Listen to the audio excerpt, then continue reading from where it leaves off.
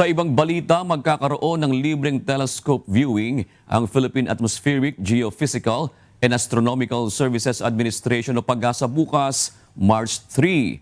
Kasabay ito ng inaasaang total lunar eclipse o tinatawag na blood moon kung saan direktang matatakpan ng mundo ang buwan.